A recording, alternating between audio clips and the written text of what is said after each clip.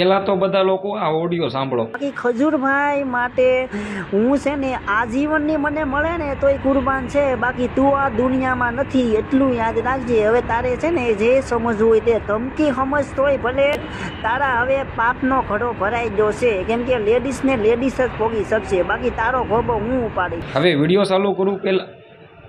Video ચાલુ કરું એની પહેલાં તમને બધા લોકોને હું જણાવી દઉં કે આ ઓડિયોની આપણી ચેનલ કોઈ પણ પ્રકારની પુષ્ટિ કરતી નથી।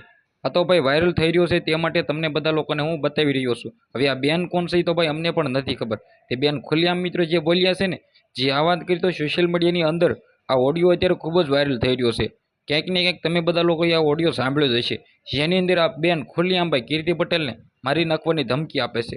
હવે ભાઈ આ બેન છે એ કોણ છે એ તો ખબર નથી પડી રહી, પરંતુ ભાઈઓ ક્યાંક ને ક્યાંક અત્યારે સોશિયલ મીડિયાની અંદર અત્યારે નત નવા વિડીયો એટલા બધા ફરી રહ્યા છે ને કે તેના વિશે વાત જ ના કરો।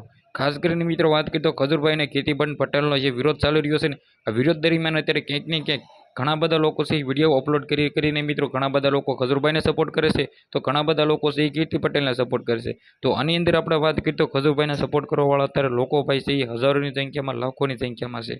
માંથી લગાતાર આ મેટર છે એ 5 દિવસથી સોશિયલ મીડિયાની અંદર વાયરલ થઈ રહ્યો છે।